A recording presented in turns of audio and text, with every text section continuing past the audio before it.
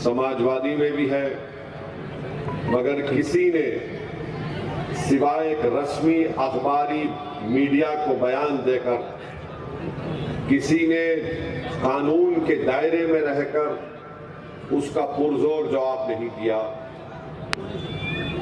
मजलिस इत्तेहादुल मुस्लिमीन की तरफ से इम्तियाज जलील साहब ने ये ऐलान किया कि अगर फुला तारीख तक इस नापाक शख्स को गिरफ्तार नहीं किया जाएगा तो मैं औरंगाबाद से एक गाड़ियों का काफिला लेकर निकलूंगा और थाना या मुंबई को मैं पहुंचूंगा। मजलिस के मुखालिफिन, कांग्रेस और बीजेपी और समाजवादी के कमजोर नाखिस लोग, जिनको हिंदी में क्या बोलते, नपुंसक क्या बोलते,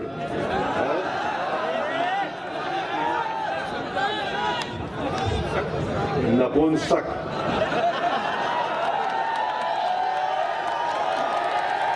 इन लोगों में इतनी हिम्मत नहीं थी। और जब इम्तियाज जलील ने ऐलान किया तो सब ये समझ रहे थे कि नहीं ये मीडिया पब्लिसिटी के लिए बोल रहे हैं। फिर बाद में इन कमजोरों ने कहा कि नहीं, पुलिस इनको रोक लेगी, औरंगाबाद में ये प्रेस कॉन्फ्रेंस करेगा। जब दिन आया एहतजाज का तो औरंगाबाद में महाराष्ट्र के मुख्तलिफ मुकामात से हजारों की तादाद में लोग अपनी अपनी गाड़ी लेकर निकले। हर कोई अपनी अपनी इस्तेताअत से निकला।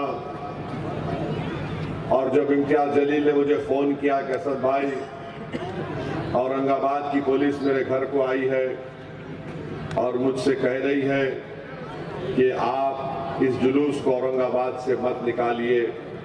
मैंने कहा इम्तियाज, तुम उनकी बात को मान लो। बोले क्या बोल रहे आप? मैंने कहा बात को मान लो। औरंगाबाद शहर में अमित शाह है, आप बोलो कि मैं बम्बई नहीं जाता हूं, मैं अमित शाह के पास पूरे लोगों को लेके आ जाता हूं गाड़ी लेके। इत्तेफाक से उस दिन देश के होम मिनिस्टर वहीं पर थे, मिस्टर शाह। लाइव कर दो। तो औरंगाबाद की पुलिस ने कहा कि ठीक है सर, आपको जो करना है आप कर लीजिए। इम्तियाज जलील ने जुलूस लेकर निकले और आपके इस मुकाम तक पहुंचे। जो ये कमजोर लोग समझ रहे थे कि अगर एहतजाज होगा तो दंगा होगा, फुला होगा। मेरे भाई, महाराष्ट्र की तारीख में मजलिस इत्तेहादुल मुस्लिमीन ने एक तारीखी एहतजाज किया, पुरअमन रहा।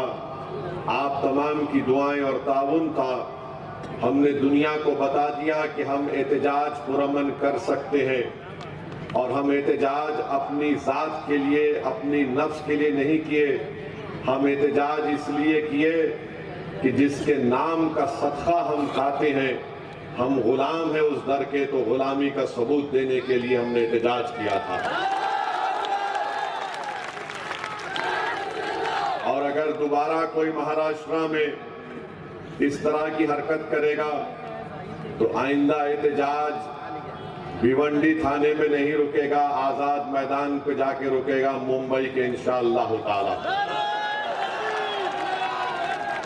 अब आपको बताने का मकसद ये है कि एक इम्तियाज जलील, मजलिस का सदर महाराष्ट्र का, एक मुसलमान एमपी 20 साल के बाद महाराष्ट्र से मुंतखब हुआ 2019 में। तमाम पार्टी ने मिलकर, चाहे वो सेकुलर हो, कम्युनल हो, या जो अपने आप को बोलते हैं, दो शिवसेना, दो राष्ट्रवादी, एक पुरानी कांग्रेस, ये सब मिलकर तय करे कि लोकसभा की 48 सीटें हैं महाराष्ट्र में, चाहे कोई जीते ना जीते, मगर इम्तियाज ना जीते औरंगाबाद से। वो लोग अपनी साजिश में कामयाब हो गए। मेरे भाई, मैं आपसे हाथ जोड़ के अपील करने आया हूं, इम्तियाज तो इलेक्शन हारने के बाद भी आज भी लड़ रहा है। मगर मैं पार्लियामेंट में अकेला हो गया मेरे भाई। अगर मेरे साथ इम्तियाज जलील और मेरे भाई अख्तरुल ईमान होते, नीतीश कुमार के पास कितने 12 या 13 एमपी हैं, 12 एमपी हैं।